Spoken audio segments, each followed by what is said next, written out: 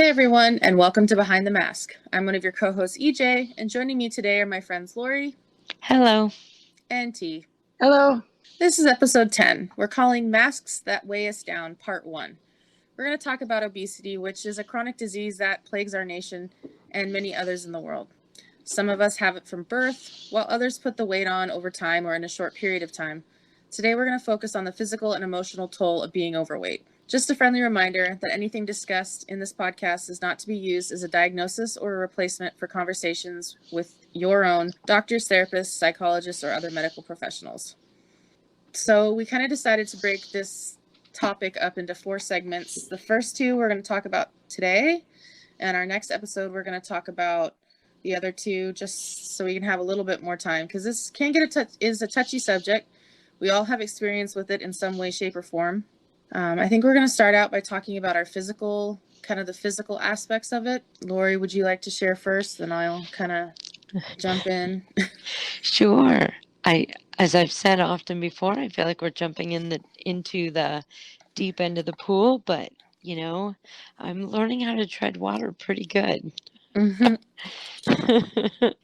Weight for me is, I feel, not something I've dealt with a lot when I was younger.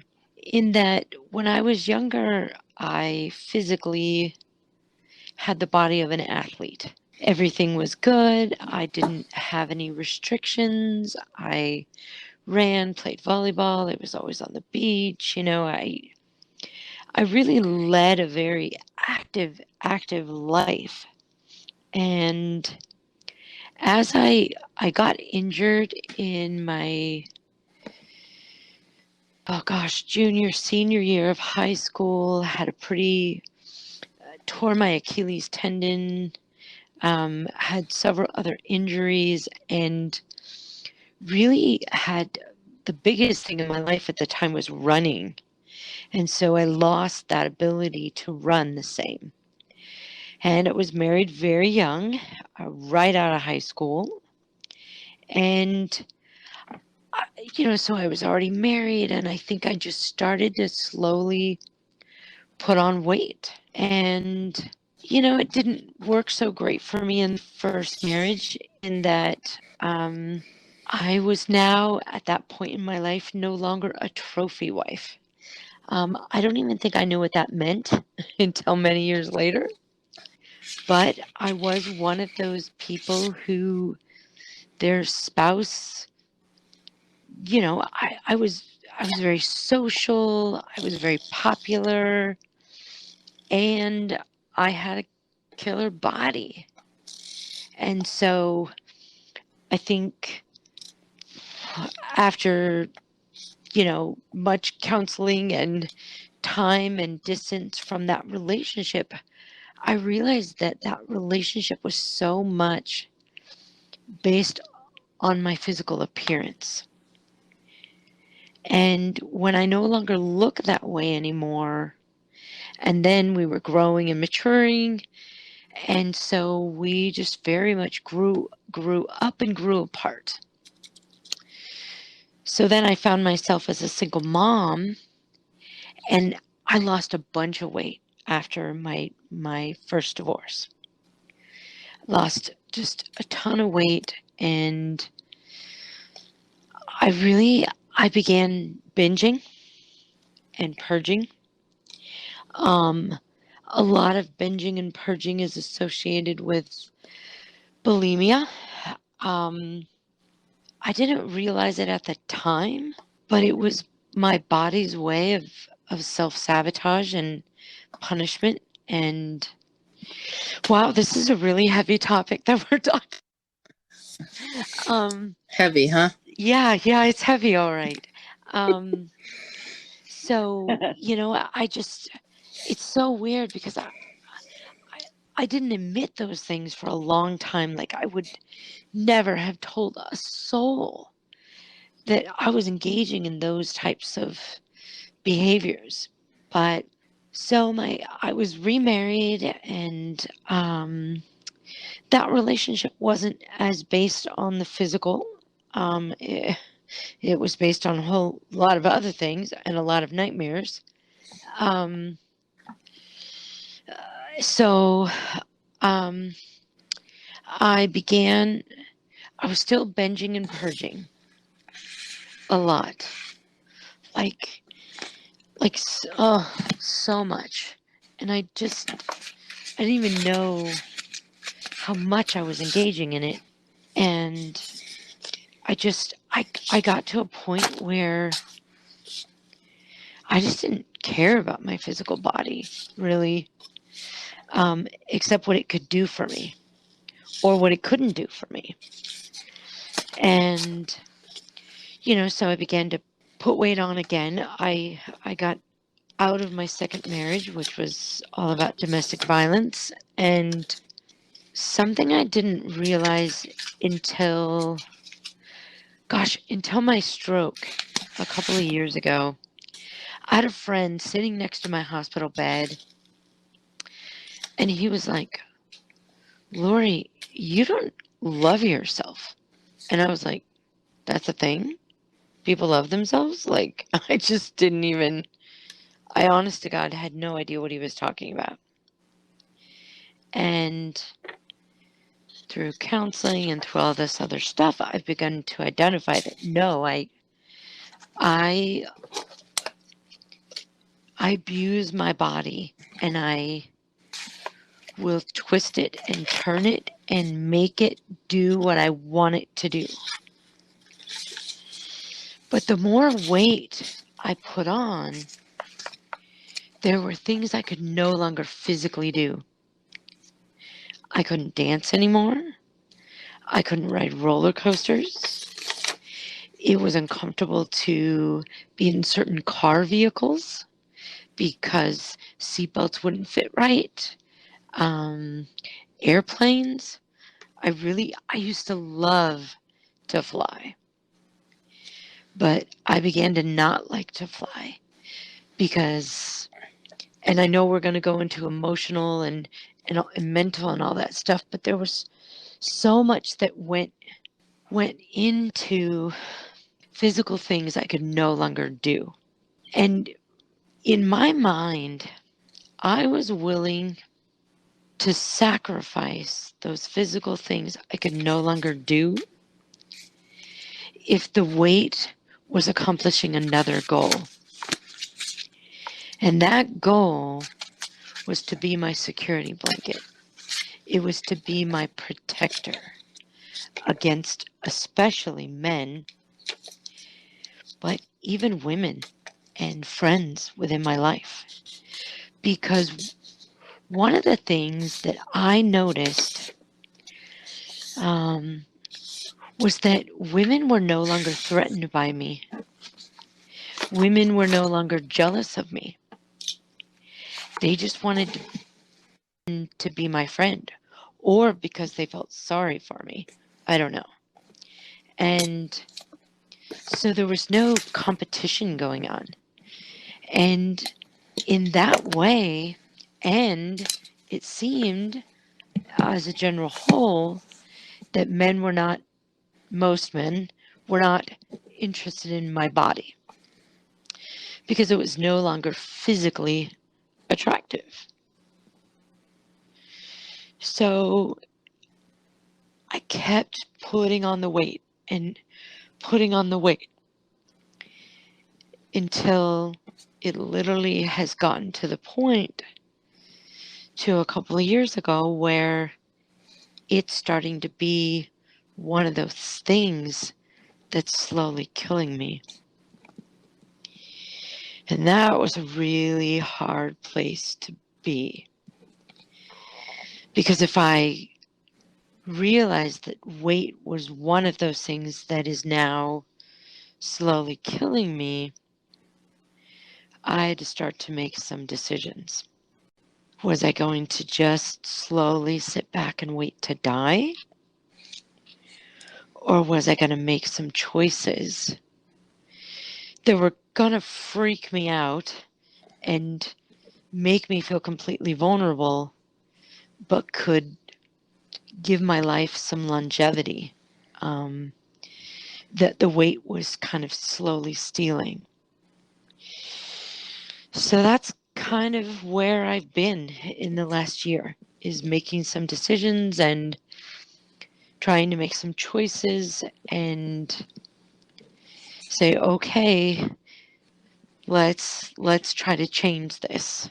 And that's kind of where I'm at. And I'll go into more later, but I figure that probably starts us off pretty good for the physical. Yeah, definitely. Tina? Well, for me, physically, my weight impacts me in a couple of different ways. When, about 11 years ago, I had a heart attack. I And remember that. yeah, and so, and I was very young. I was, I'm going to age myself, but I was 37 at the time, and completing my master's degree, and yeah, so that was a huge impact. It also impacts my ability to move, and it's because not as much about how big I am. It's more that I'm flat-footed, and so Mm-hmm. the combination of being flat-footed and then this weight, is bearing on those flat feet, the knees, the hips, and even the back. And so it really impacts me that way physically. And there was a period of time that I lost a significant amount of weight. I lost about 80 pounds at one point, and it's because my gallbladder went out and Mm-hmm. I didn't know it. And I went months with my gallbladder not functioning correctly. And so I lost that huge amount of weight. And then all of a sudden, my feet still hurt, but it wasn't the same. My joints didn't hurt. I was able to move. I suddenly had all this energy because I didn't have this weight holding me down.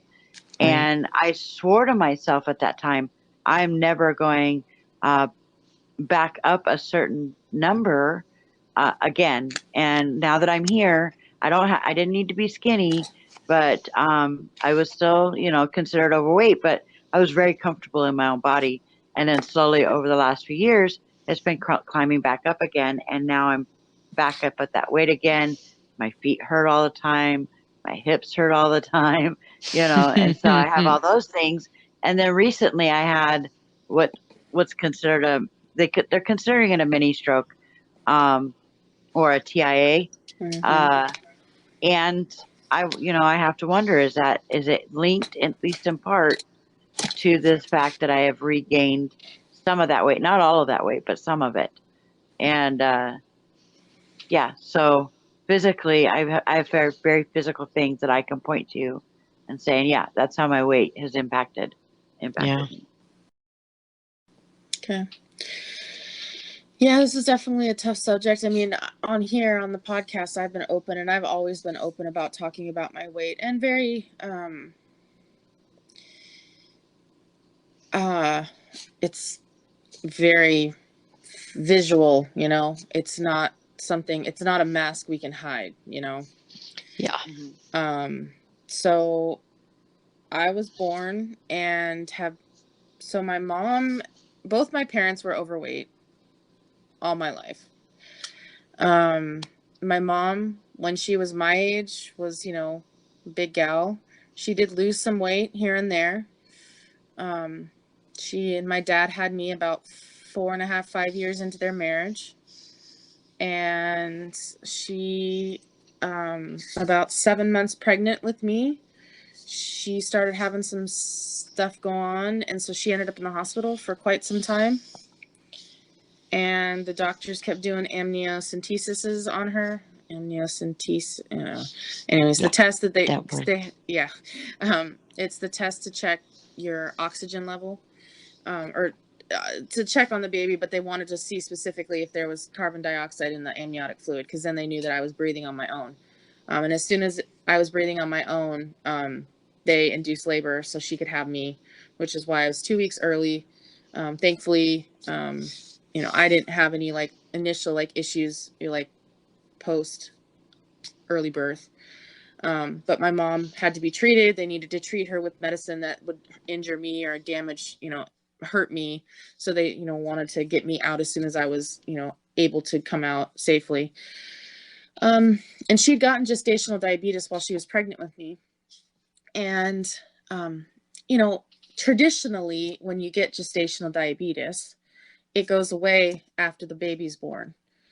Unfortunately, my mom, because they assumed it was going to go away, they never monitored her for it. And then about 6 months into my life, my mom went into what is called ketoacidosis. And for those who don't know, that's when your blood sugars consistently stay very high and acid starts to build up in your blood. And it can get so high that it can actually cause comas, strokes, death if it's not treated.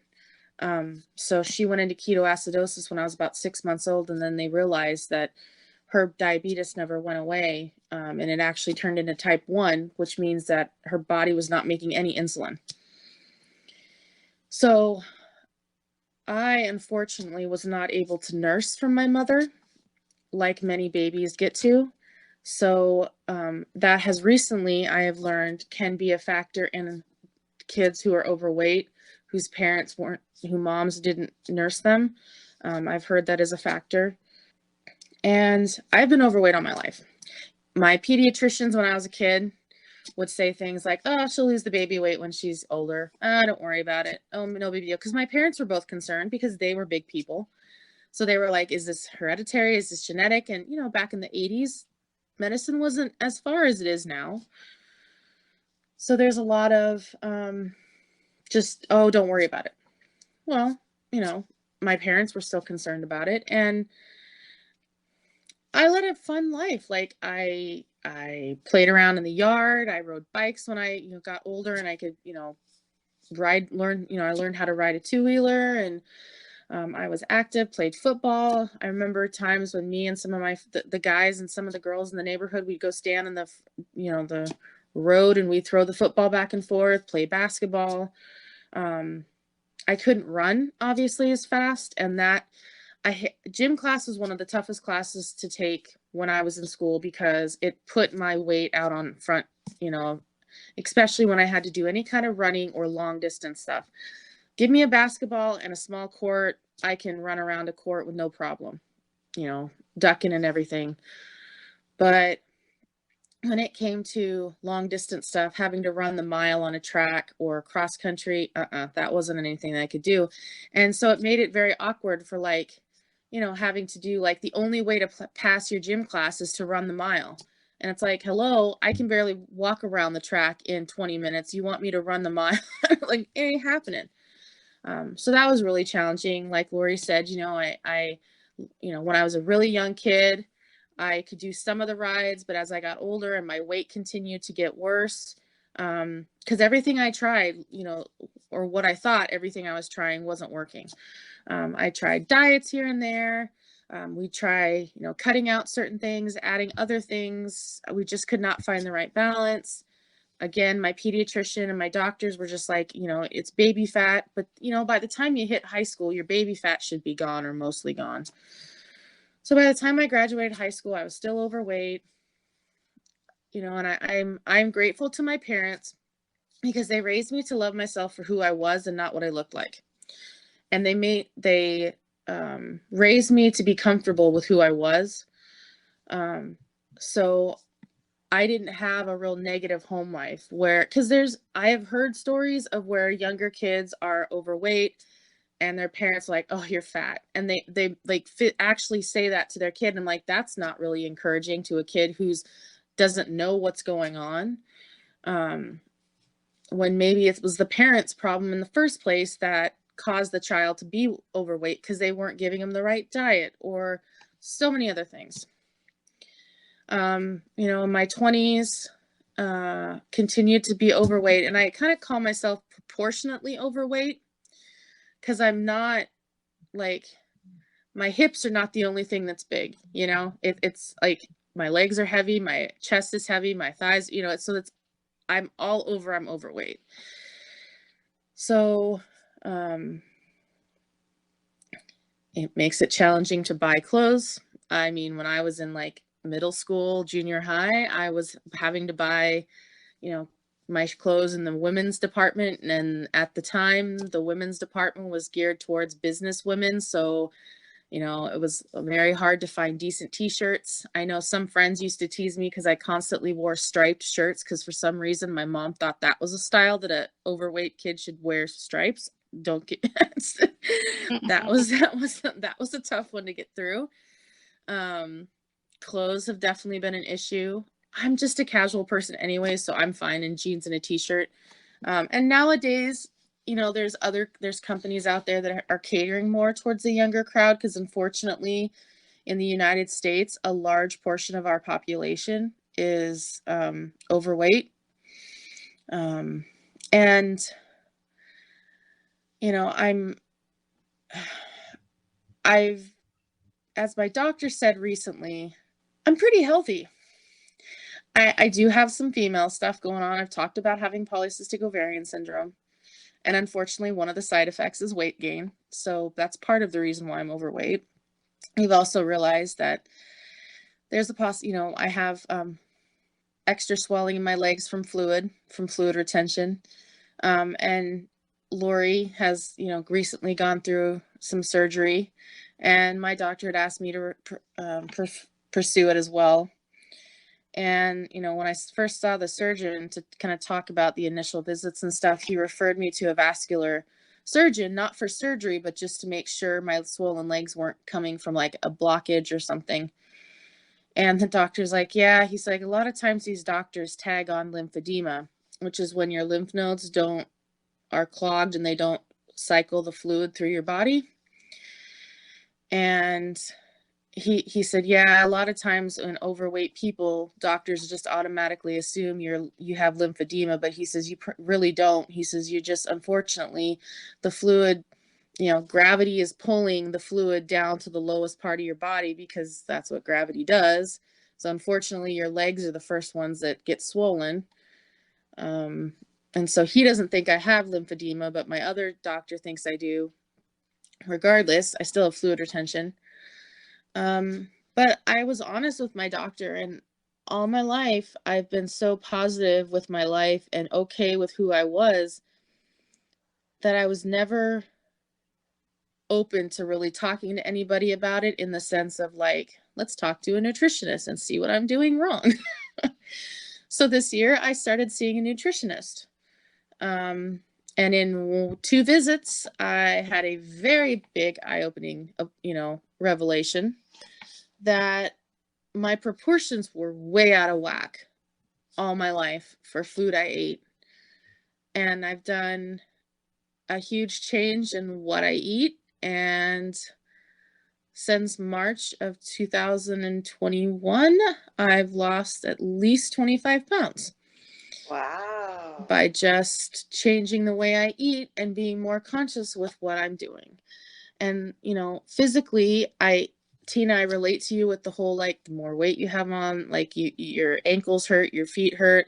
I have chronic ankle sprains from all the times I was playing football and running around in the neighborhood and being outside and stepping in holes and twisting my ankles and them not healing. So I have chronic ankle sprains in both ankles.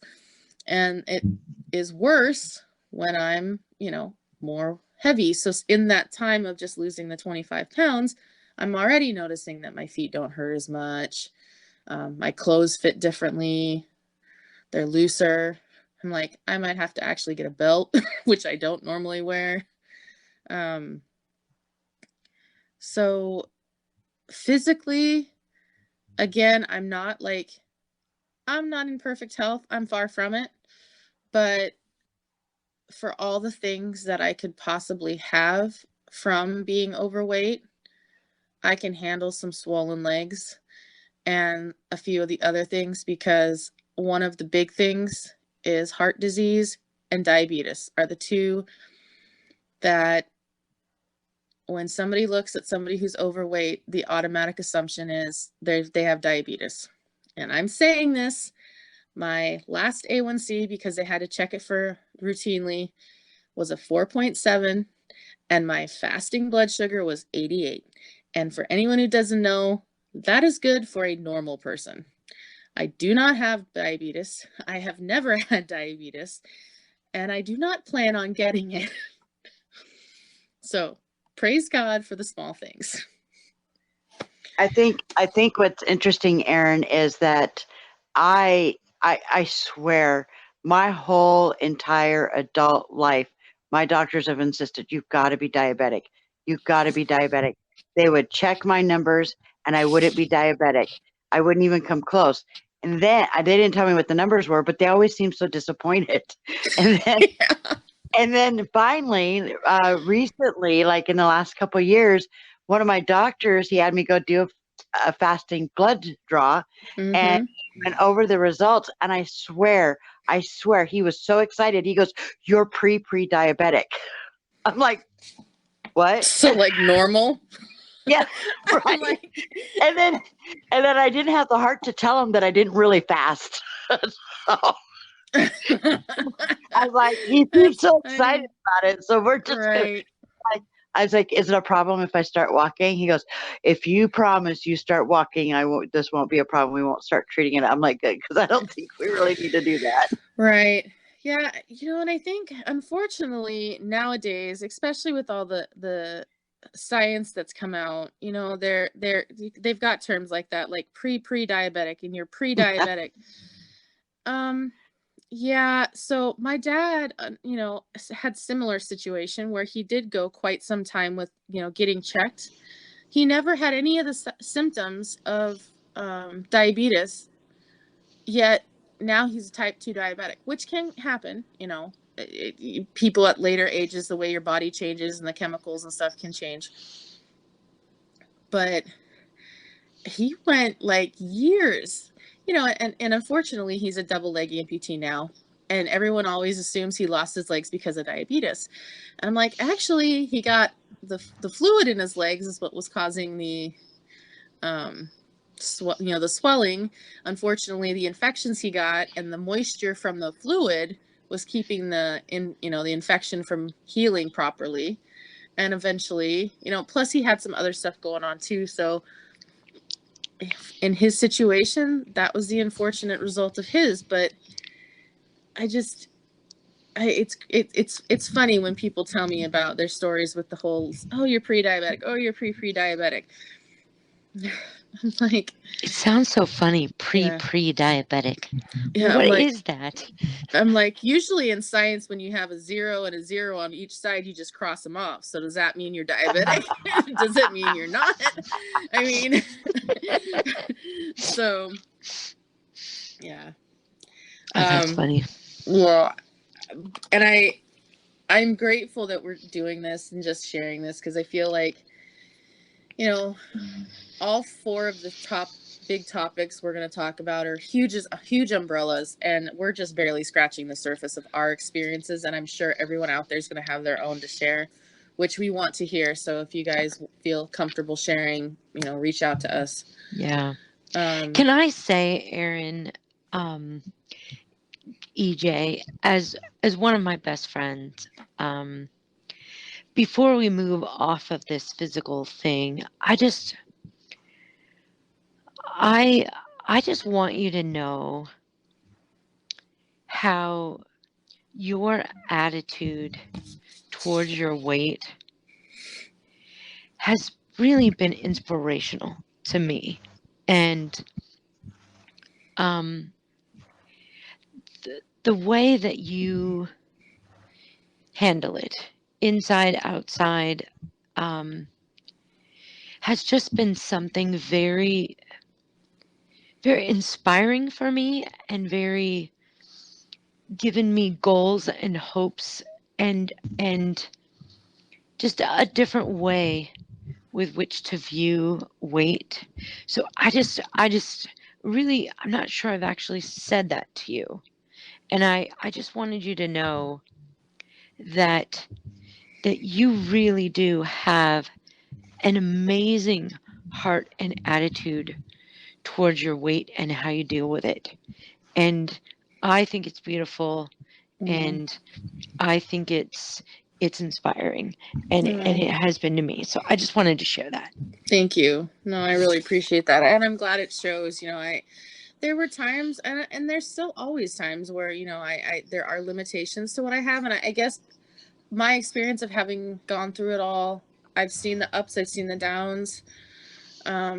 And I guess I've always just looked for the silver lining and the positive in it. And I just realized that I'm not going to wake up tomorrow and be 150 pounds and 5'4". You know, that's not going to happen without work, you know? Right. So I Right. have to accept who I am right now because this is the body that God's given me. Right. And, you know, things may change. And I struggle with not being able to go do things. But years ago, you know, when I was introduced to ballroom dancing and I was going salsa dancing, I had so much fun. And I'm like, I don't have to be a skinny, okay, I'm going to say this, skinny twig. I don't know how else to say it, but I don't have to be a size 0 to go out and dance. I was having a blast. And I was, I guess, encouraging to people there who were seeing me. They're like, wow, she's out there dancing and wow, she's picking it up quick. I was having fun. And I didn't care what I looked like. I might have missed a step here and there, but who cares? But no, I really appreciate that. And I'm glad that I've been able to help you. And you know that I'm, you know, always going to be there for you. And, you know, in regardless of the journey you're on and where you're at. And I think that's the beauty of true friendship, is because you're always going to have people in your life that, you know, are going to be cheerleaders for you, but then you're going to have some that may not be as much of a cheerleader or may not understand it the way others do. Right. And I think maybe that's why you and I clicked when we first met, because we didn't, we saw a lot of each other in the other person. Yeah. I saw a lot of you, like, you're a mom. I want to be a mom. You know, you've got all these positive things. Like, now you're a published author.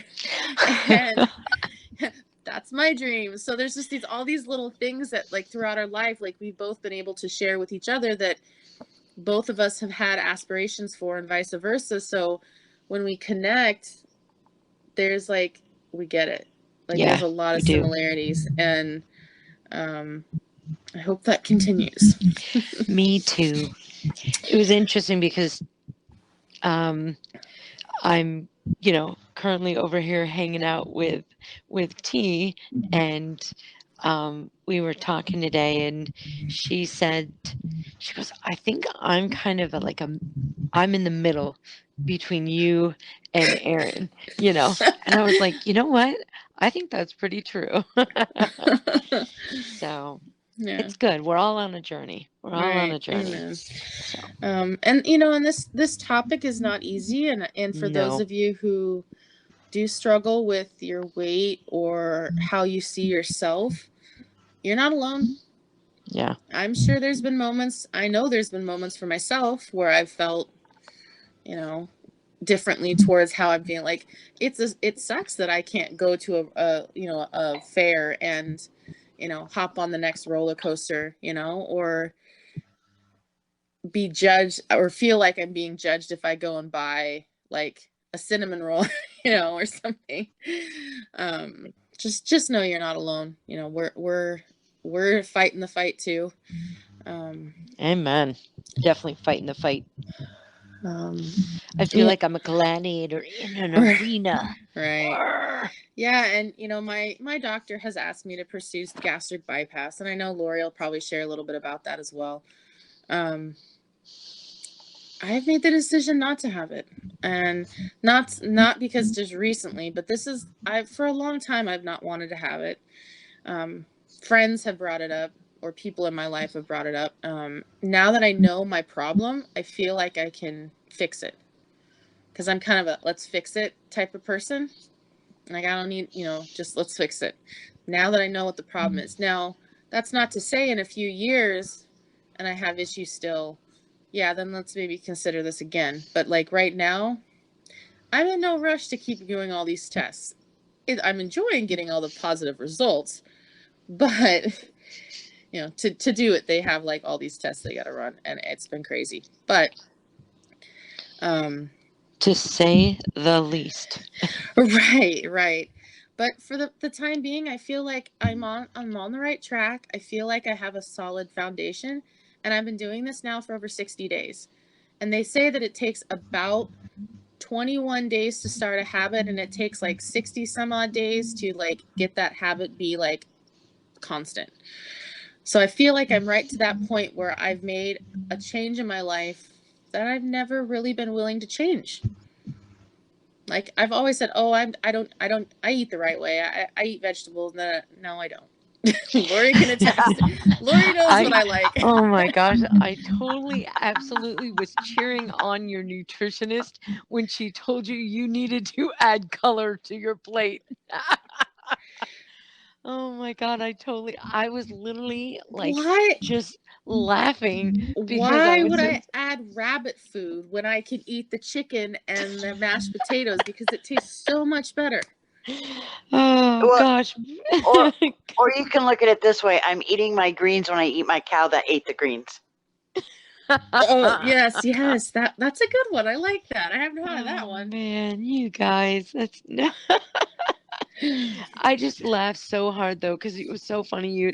I think you texted that to me. You said something like, "My nutritionist just told me that I needed to add color to my plate." I'm like, "Go nutritionist, go nutritionist, get her to change, get her to change." Lori and I lived with each other for a few years, so that is Yes. why we know, because I usually did most of the cooking at the house. Yes, and you are a bomb cook, by the way. You Thank are you. an amazing cook, and Oh. and so is T. But yeah, I am surrounded by all these people who are amazing cooks. I am a nightmare in the kitchen. I could burn water, but I don't know. Give you a package of pre-made cookies and you're good. there you go. Yeah, See, yeah. pre-made cookies. I'm all over Yeah. that. It's got to be something really, really easy. But I could really burn that too, I'm sure. But Is that what they anyway. call semi-homemade? You're so funny. You know what? Waylon liked them, so we'll go with that. Yes. Okay. Yes. Yes. All right. Well, we've had a little bit of a I like laugh. Yes, they were good. Were you going to say something, T? I was just gonna say I liked them too. I ate a few of them. Yes, they were Nothing yummy. wrong with that. They were gluten-free, dairy-free. I don't know what was in them, but they were free of everything else. Except for flavor. They were not flavor free. Right? They had flavor. See? They had flavor. There you go. Yeah, so that's that. So we'll have to do a food episode because we could talk. Oh, I have an idea. Anyways, We could totally talk food. Yes. yeah. So yeah, I've discovered these new YouTube channels and like protein powder turning. Oh my gosh. Yeah. Anywho, I have yet to experiment in my kitchen. But okay, so we've had a few laughs. Let's get on to something that's a little heavier. Emotions. So we have our physical limitations because we're overweight or have struggled with being overweight in our lives, which physically are limitations, but it also causes emotions. It causes negative thoughts. It causes issues between, just how you live, how we see ourselves. Or don't see ourselves. Or how we don't see ourselves, how we long to be something different, and how that affects our day-to-day life. So, does anybody want to start? I don't want to start. Somebody else start. Cricket. I'm going to start crying. Okay. I'll start a little bit, at least. And what comes to mind for me is the shock sometimes because I don't feel like an overweight person. Like I'll move through life and I don't necessarily feel heavy unless I'm tired. I feel, now that I'm older, I have this confidence that I didn't have when I was younger. So when I was younger and overweight, I was very aware that I was overweight, and I felt like everybody stared at me for it. Everybody judged me for it. And then about, I don't know, somewhere in my 30s, I started realizing, hey, people really don't. I mean, and if they do, does it matter? And so I started gaining a confidence, and people interacted with me different after that.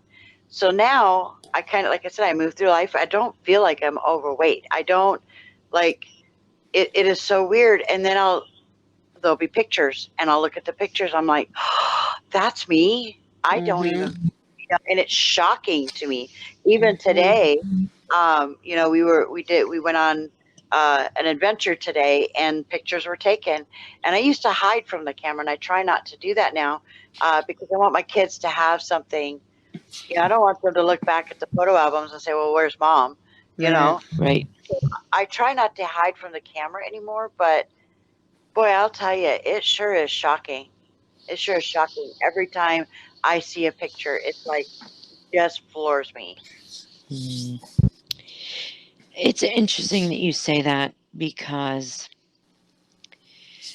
for a long time, so I think because my weight came on gradually, I too did not notice. Like okay, all of a sudden I went to get on a roller coaster and I couldn't ride it. And I Mhm. remember being completely embarrassed, of course. But beyond the embarrassment was just this realization that I had gotten to a size where I couldn't fit. And I I definitely was mortified by that, but I was shocked by that. I just didn't know. And I'm not going to lie, it is not easy to be overweight and to dress nice, to dress professionally, to, you know, but I was working most of that time, into my mid 30s, and I was an event coordinator. I've been, Mhm. in the hospitality industry pretty much my whole life. Even when I was that short stint I did in banking, I had this amazing woman who who had lost all of this weight. And you know what? It's interesting now that I think back on it. I think she had bariatric surgery. Mhm. And so she lost all this weight, and I got like 5 boxes of clothes. I remember being, here I am in the banking industry, and you don't realize how much sales that is until you're doing it. And I had like 10 pieces of professional clothing that actually fit me, at the time. Mhm. And I would mix and match them as much as I could, so that I wasn't wearing the same skirt and top every third day. And so this lady had lost all this weight and gave me all these beautiful clothes, beautiful professional clothes. And I'm like, and it one of the things that kind of sucks about being overweight, and I get it, because you have to use more material, right? But clothes for people that are, 1X, 2X, 3X and above, right? Oh my gosh, they're so expensive. Yeah.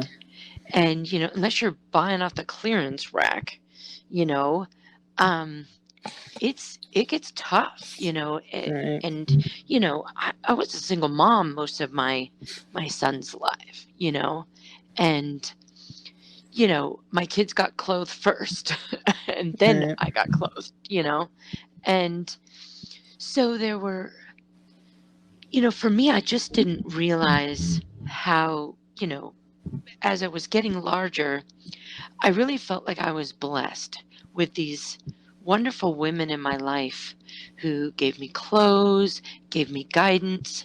And so as I was getting larger, I just was still living the same.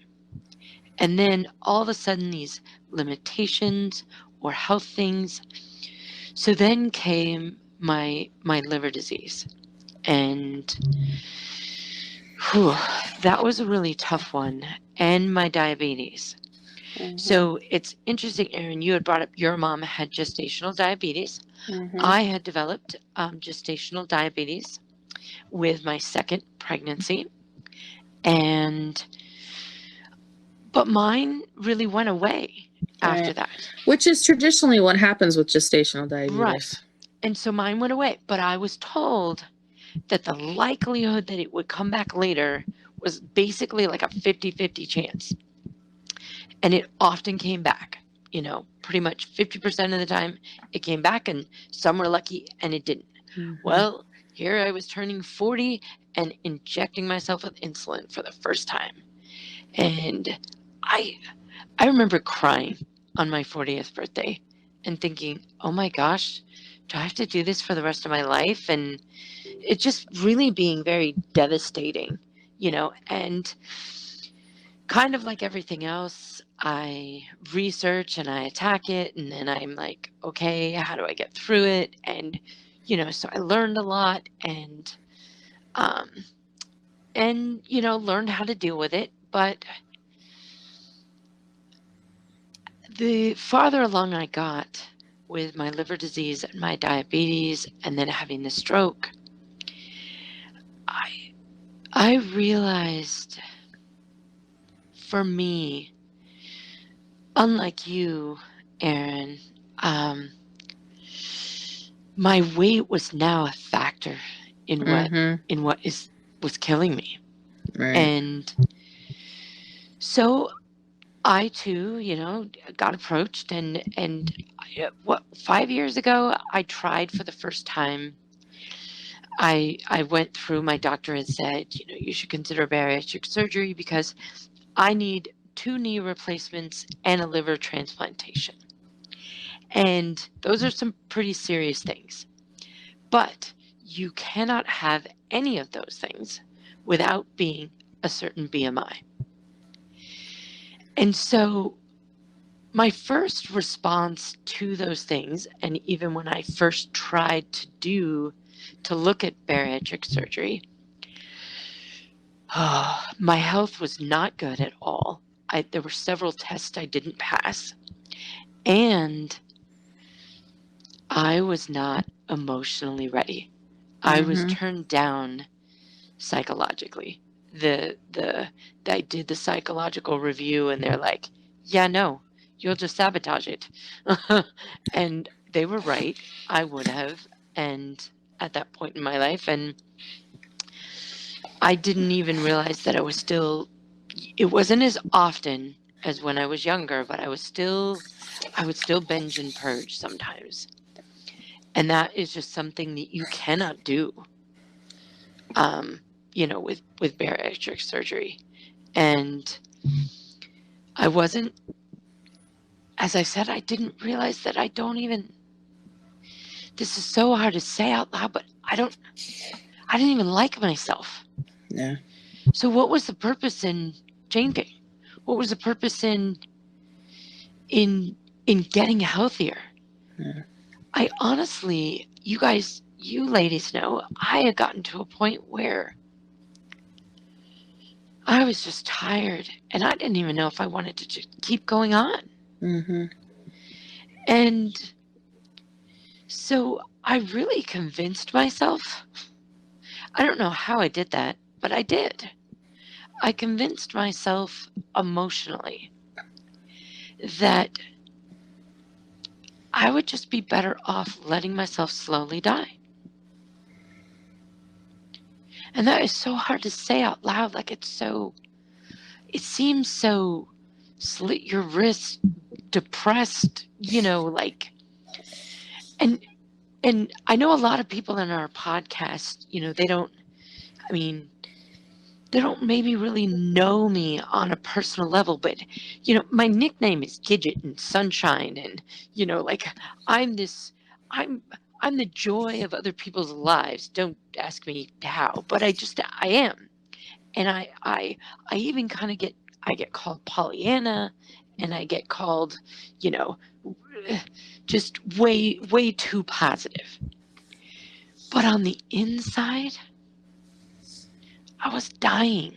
And I was okay with it. Yeah. And that is a sad place to be. Right. And remember when we were living together, EJ, I was having the horrible nightmares. Mm-hmm. I couldn't sleep. I mean, I'm a domestic violence victim. I'm a childhood abuse victim. I have abuse all the way back to right up coming out the womb. And my nightmares were just so bad. I swear I had circles and bags under my eyes and I was like a walking zombie. Yeah, you wouldn't even sleep in your own room. You had to sleep No. on the couch. Right? I remember, Becky, do you have a bed in your room? I couldn't sleep in a bed Yeah. because I was terrified. And it was just, so I've been a couch dweller for years. And I always said it was because, I was a single mom and my children got the broom. And, because often as a single mom, we would have like a 1-bedroom apartment or condo, and Right. the boys would have bunk beds in the one and only room. And I would pretty much live on the couch and fall asleep at sometime between 2 and 4 in the morning. And then, Usually watching a movie. yes, usually watching a movie because I can't handle the silence. And then the boogeyman was going to come out and get me. And, my whole life was just this massive emotional roller coaster. And I hid it on the outside as much as I could. But, I know, T and EJ and, some of my inner circle have been really concerned about me for a long time. Just knowing that, like, okay, Lori, how long are you going to keep this up? Like, how long can you pretend like all is well, And so when I got approached, about a year and a half ago now, from my primary doctor, and I had gone through a lot of counseling, and I'd gone through the whole stroke thing, Mm-hmm. and where, all the hushed whispers in my hospital room, and everybody assumed I was dying. Yeah. And, when you can't move from the neck down, it's like a wake up call. Right. You're like, okay, what are we doing here? And, learning how to talk again and everything was just such a big deal, and really, really a massive wake up call. So when my doctor approached me the second time, I don't know, something kind of clicked in me, and I was like, I think I want to live, but I don't know what that looks like, and I don't know how to go about doing it. But my body, unlike yours, EJ, I have some things that are killing me. Right. And so if I didn't do this bariatric surgery, even if I tried to lose all that weight on my own, there was a chance that really wasn't going to happen. Right. And so I had to do a lot of prayer and a lot of research and a lot of thinking. And I spoke with all of you, and, and it was weird. I had some people in my life who were on board with it. And, one of my other besties was not on board with it. She's never been on board with it, and that was really hard, and she's been so good about not trying to be negative, but she couldn't support it. Like, she just really didn't believe in what I was doing. Right. And yet loved me unconditionally through the whole thing. I mean, because I don't want to give the wrong impression. Right. I would say that I really am blessed with a pretty amazing tribe of people around me. I say that often, but this last probably 5 years of my life, I feel like I've really built up an amazing tribe of people around me. Right. And so, I did my research, and I thought, okay, and I prayed about it, and I'm like, God, if this is what I'm supposed to do, you are going to have to, because, I failed the last time. I failed the stress test. I failed some other blood work stuff. I failed the psych eval. And I'm like, God, if you want me to do this, you're going to have to help me pass all of this stuff. And so you remember, EJ, when I started, I was like, I just don't even know if this is going to work, but I'm going to go forward with it, and every test I had, all the labs, everything was coming back like amazingly well. And I remember just being incredulous and just saying, this is the strangest thing. Oh my gosh, and definitely really feeling like, okay, God, I'm going to keep going forward and keep going forward. And I can't lie. I have to tell you, if you're considering bariatric surgery, please realize it's a massive step. And you're going to have some people that will probably tell you in your life that you're taking the easy way out. Not the easy way out. Oh my Lord. It's so not the easy way out. There have been times where I felt like I was drowning in that milky protein shakes, and I had to give up caffeine, and I've given up soda, and I've given up, I can't even tell you all the things that, and I did choose to give them up. Right. I did choose, like you, EJ, listening to my nutritionist, listening to my RN, listening to my surgeon. I chose to be different in the way that I approach eating, sleeping, and learning to love myself. But what I will say is I don't think I would be as successful as I have been so far in this journey if it weren't for my faith and if it weren't for exceptional counseling. Amen. Because I'm still terrified. I'm still emotional. I get very nervous when people tell me I look good or they notice that I'm losing weight. There is this desire in me to go sabotage, to try to stop the good that's going on. I reach out. I'm not doing this alone. You can't do it alone. I have you two. I have my counselor. I have, my kids. I have good friends around me who are making this possible. But it's not easy. It's definitely not easy, and it's very emotional. I do lots of journaling. I do lots of prayer, and I just try to process each thought and each emotion that goes through. And I'm learning, I did that sunroom thing, right, ladies? And I created this really safe, happy space, and I got a security system for my house, and I went shooting today with Tina and her guy, and that was really kind of empowering and fun, and I remember coming driving back, and I'm thinking, wow, if I could do that, I could do anything.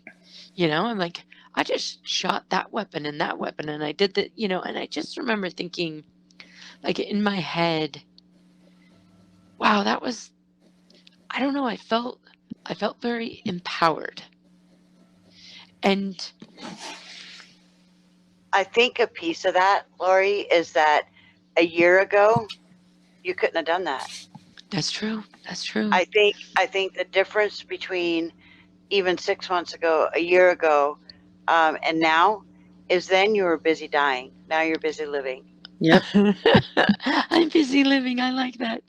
I like that. You know, it's so funny. I think I told both of you, I was so excited. I went out with some friends who were moving last week. And there was this adorable little 89-year-old woman, and she was dancing the night away. And you ladies know, I love to dance.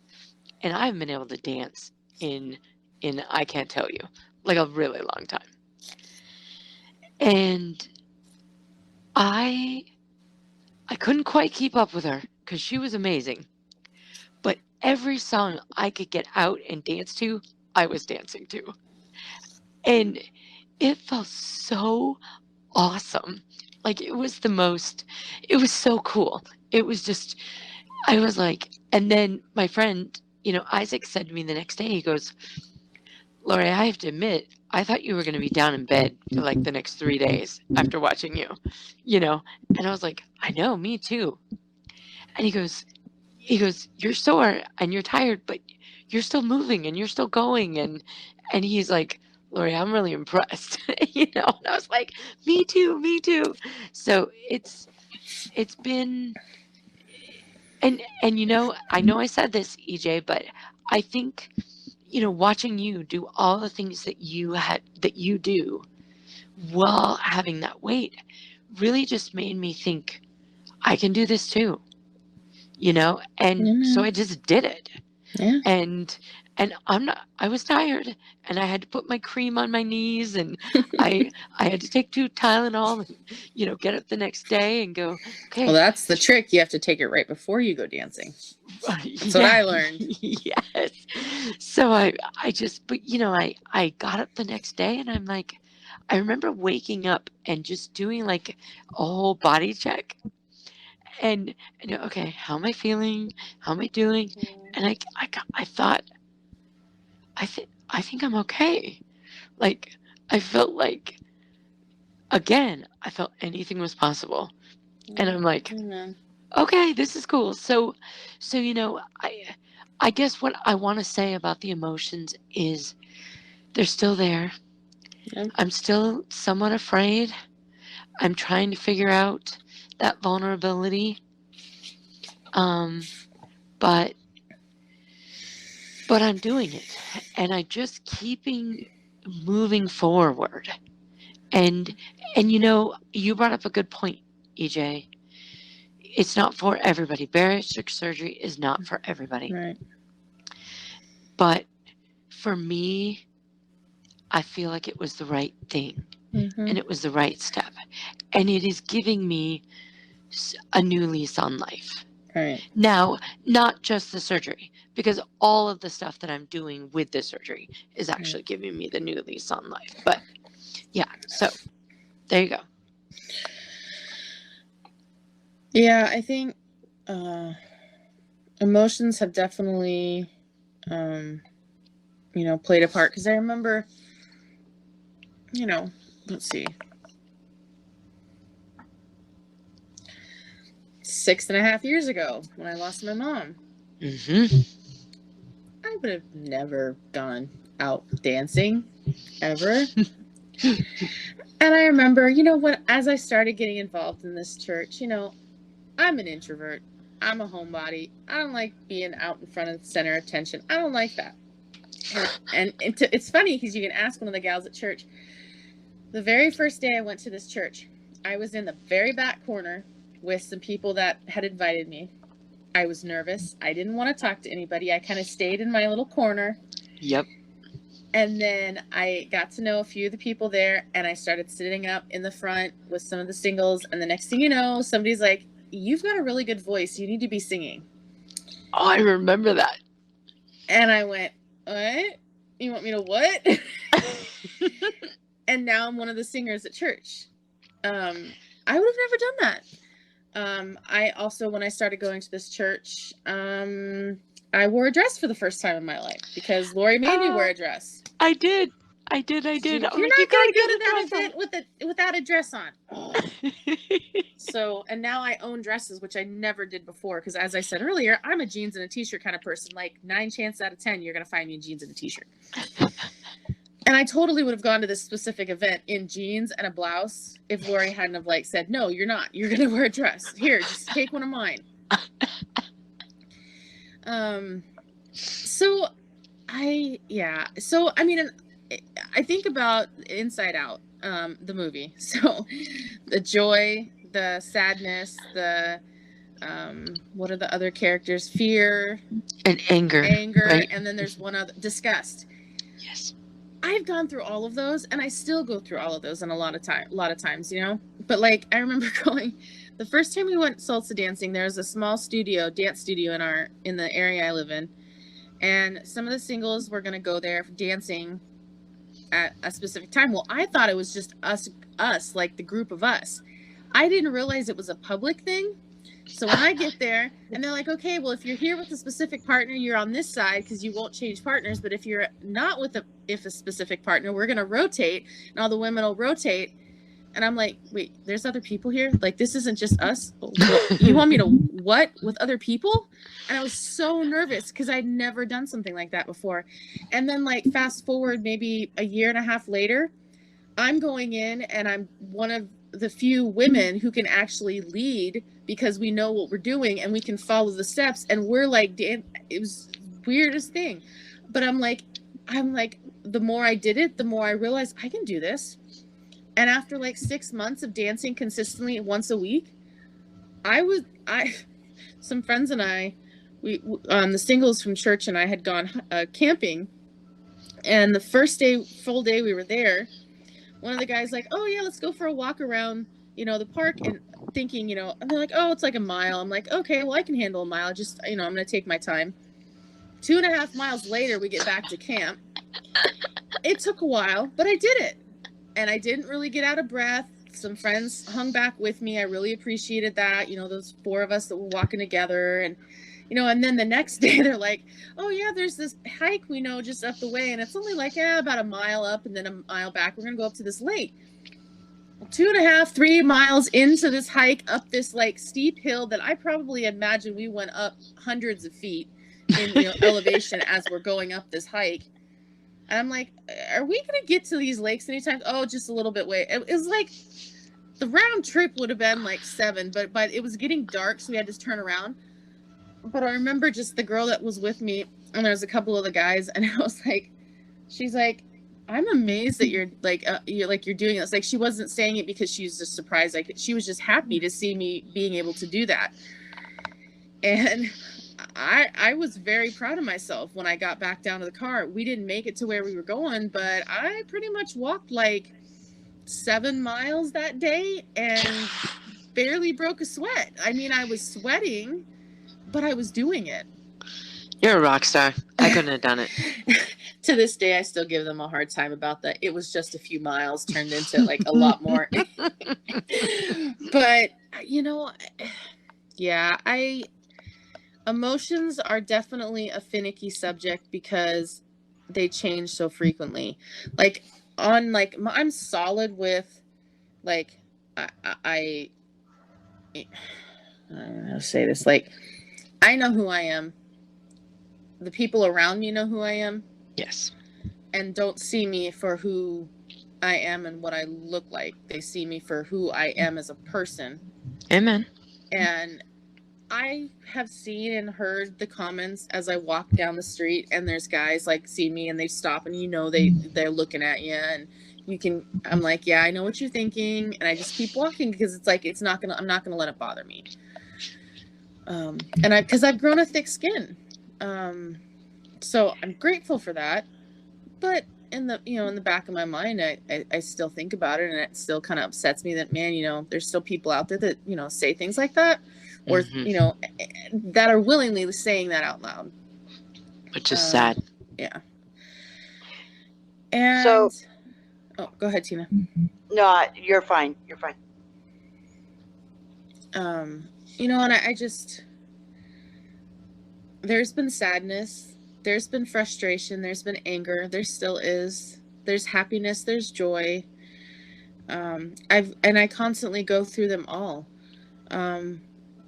But I'm grateful for the people I have around me. And, you know, Lori was talking about the surgery, and at this moment, I've decided not to do it. I've talked with my nutritionist who agrees with me. But on the other hand, there are some people like Lori who do have other chronic issues that losing some weight will really help their chances at a longer life. Mm-hmm. And while that could possibly help me as well, I'm right now not ready to put myself through the physical surgery that, and because I saw Lori, like, there was a night when Lori wasn't going to have anybody to kind of hang out with her. And so I drove literally 5 hours because I just happened to get the day off. You were and awesome. Drove over there just to hang out with her. And I got to see, like, 4 days after surgery what she was going through. And I'm like, I could not imagine what she was doing. Like, she was, every medicine she'd been on, she was drinking, like, through a straw. And, like, sipping these little cups of water. And it was just all these little specific things. I'm like, I don't know how she's, like, doing this without throwing things on the floor. Like, I'd be just so mad. Believe you me, I wanted to. You know, but that's not to say, like, you know, a few years down the line, because I don't know what's gonna happen if I, you know, if I keep losing weight, awesome, but I might plateau. And if I plateau and it continues for a long period of time and I hit a brick wall, then I may have to reconsider it. And then I'm gonna have to do some more praying and more really deciding what I want to do. Yeah. And it's a constant thing. Like, it's not just you come up to a decision and then it just stays that way. Yeah. You know, because we go through those moments where you're comfortable, you're happy. I haven't been dancing because unfortunately the dance studio has closed down. But, you know, I every once in a while I'll turn my Spotify dance playlist on and I'll dance around my living room. Like, nobody's around to watch me, so I can do whatever I want. But I've built the foundation because now I know a lot of ballroom dancing. So I've got the foundation of certain songs. Like, oh, that's a salsa song. So I can do the salsa as I'm, you know, dancing around. Love it. And activity is definitely important because it keeps everything moving. Like, keeps the joints, it keeps your blood pumping, it keeps things flowing through you. Yeah. But it can also help your emotional being too. Yes. I don't think I realized that. Yeah. Until I spent that whole night doing that dancing, and I was like, Mm-hmm. I was so happy. Well, yeah, because it helps release endorphins. Yeah. I'm sure Tina could speak a little bit on that as well. Yeah. I was so happy. I was like on an emotional high. Yeah. But then there's also times where I've been like the little, what's the purple guy in that movie? Is that Fear? Is he yeah, I think he's the fearful one. No.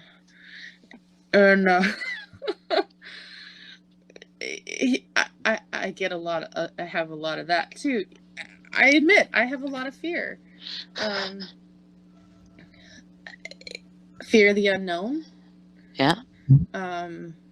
You know, fear of, you know, what life could be like. You know, if I lose some more weight, because I've been this weight all my life. There's never been a time where I've been 150 pounds, 200 pounds. That's going to be a huge loss for me if I get down to those lower weights.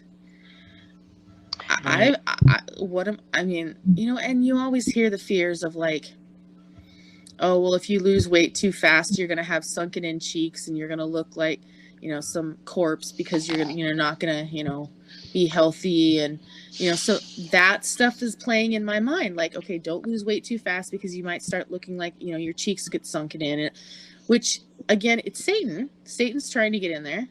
Mm-hmm. Or, you know, just the evil thoughts, because they don't want you to be happy. They don't want you to be positive. They want to destroy you.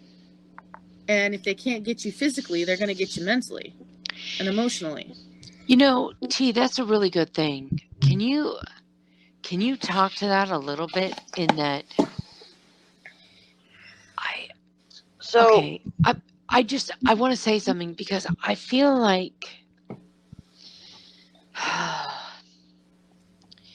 okay, you ladies have heard me say that my drug of choice is food. Okay. So I remember watching a movie a while back. I believe it's Meg Ryan and somebody. She's an alcoholic, and when a man loves a woman, I think I know that's the song that's played, but can't remember what it's called.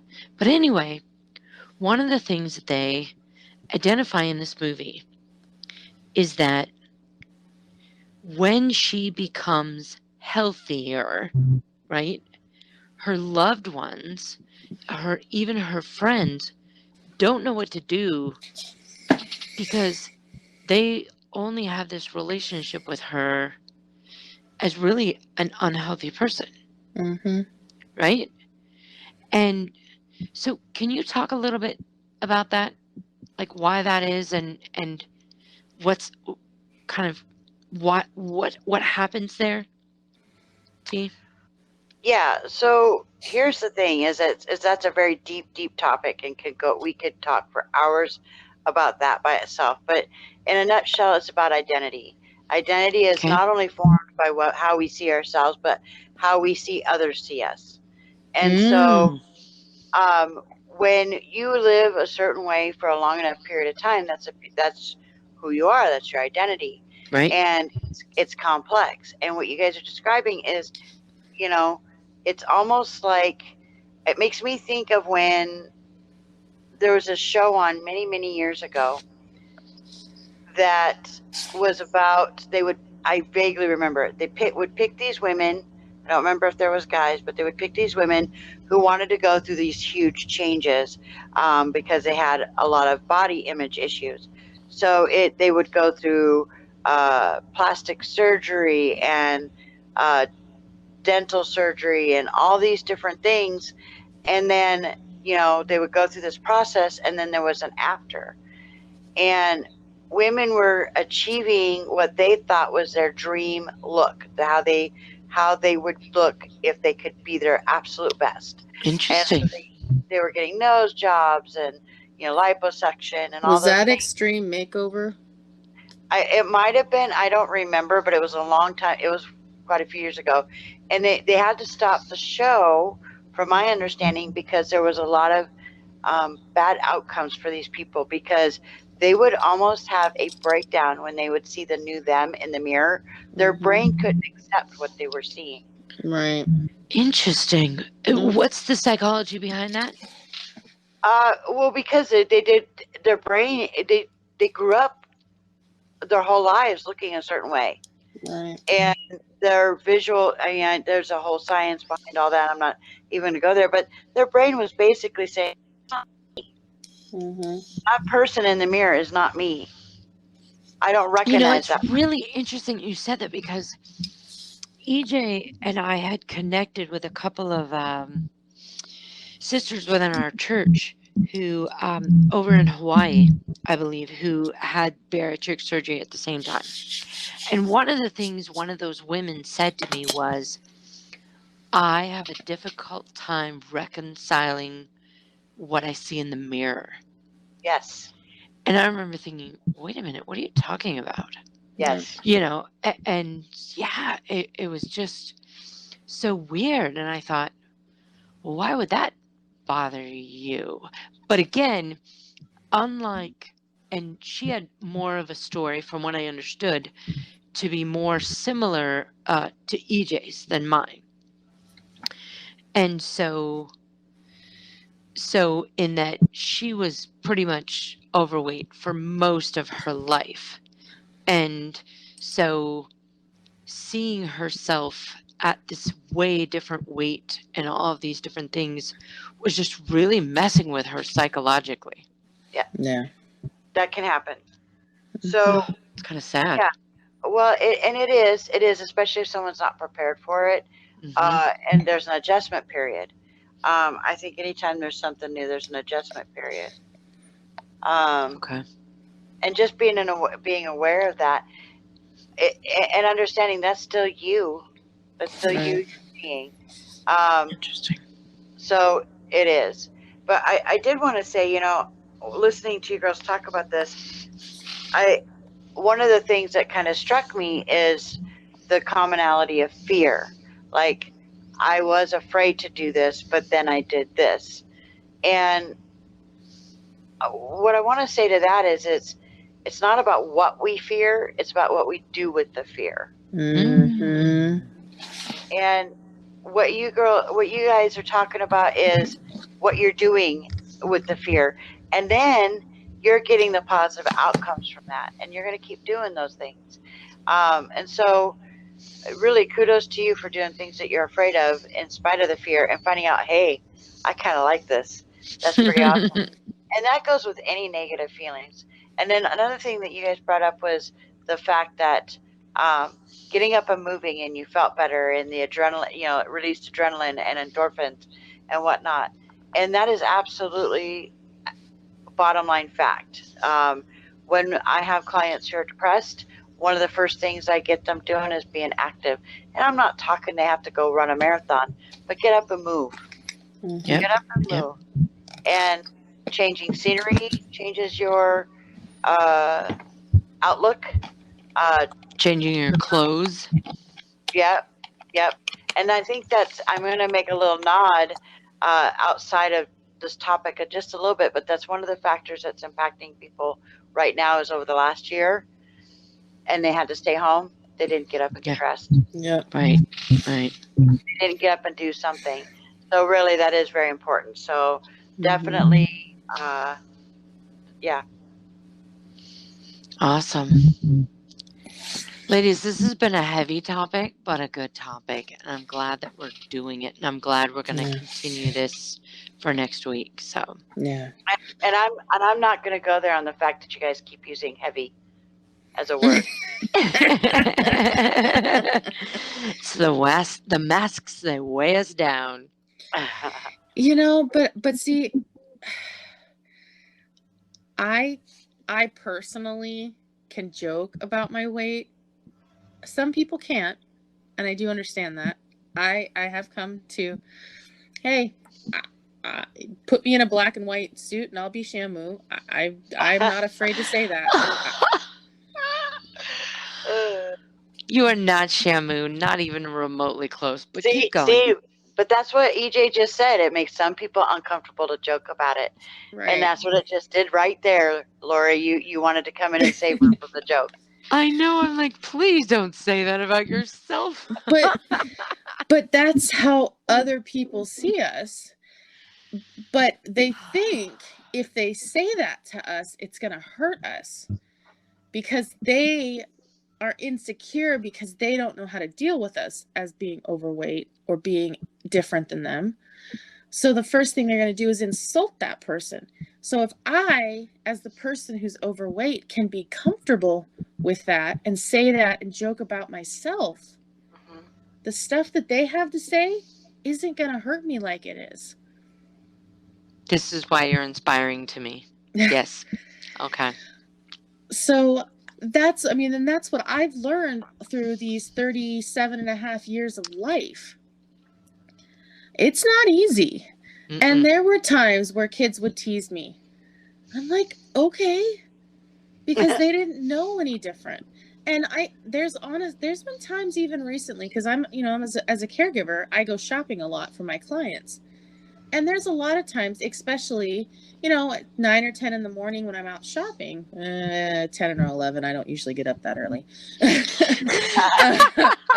Good confession. 10 or 11. A lot of, parents maybe have their 3 or 4-year-old kids with them who aren't in school yet. I don't know, pre-pandemic. And they'll say, the kids not knowing how to say, will say, hey, mommy, that person's really big. Or she's big.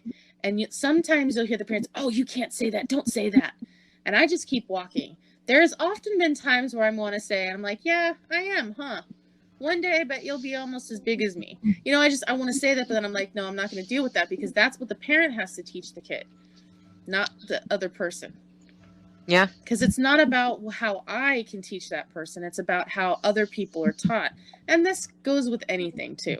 Mm-hmm. If a parent teaches a kid to act a certain way, the kid's going to act that way.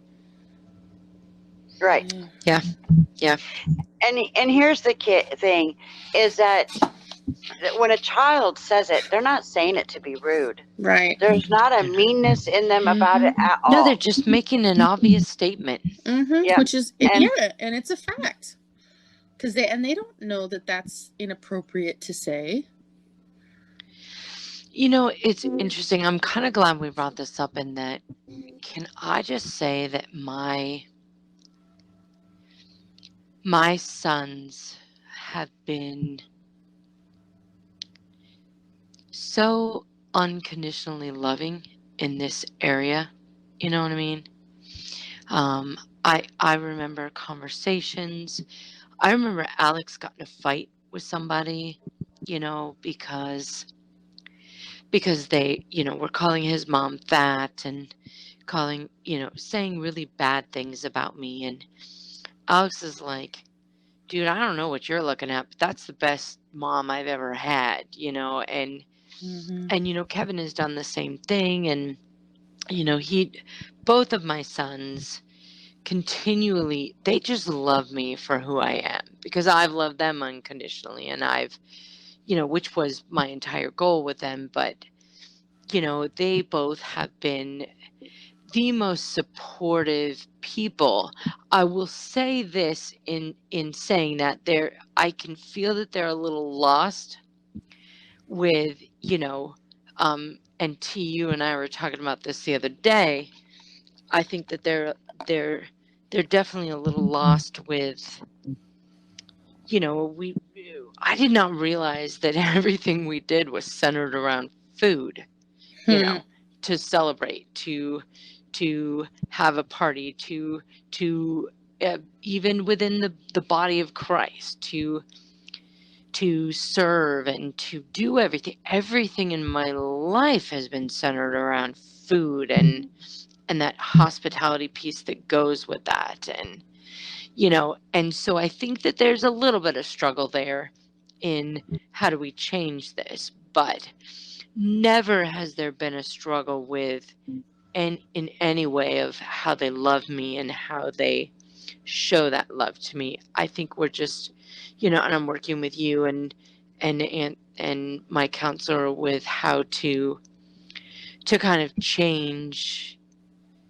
Okay, maybe we celebrate a little differently now. You know what I mean? But I've never, my family, my sons have loved me unconditionally. And for that, I am eternally grateful, you know, eternally. Yeah. Well, so we should probably end this segment.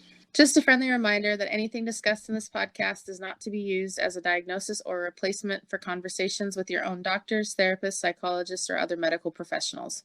This episode is available on Anchor, Spotify, Apple Podcasts, and more. We're on Facebook, Twitter, and Instagram as BehindTheMaskPC, and will soon be on YouTube. If you don't use social media, you can also email us at BehindTheMaskPC@gmail.com. Feel free to review us on Anchor, leave feedback on the platform you listen to us on, or message us through our social media or email because we'd love to hear what you think. If there's a topic you'd like to hear us talk about, feel free to message us and we'll see about making it happen. You can find EJ on Twitter and Instagram as EJ8302 and T at her YouTube channel, T's Life's Lessons. If you'd like to help keep these episodes coming, you can monetarily support us by visiting anchor.fm/BehindTheMaskPC/support. And on behalf of Lori, T, and myself, thank you for listening, and we'll talk to you next time.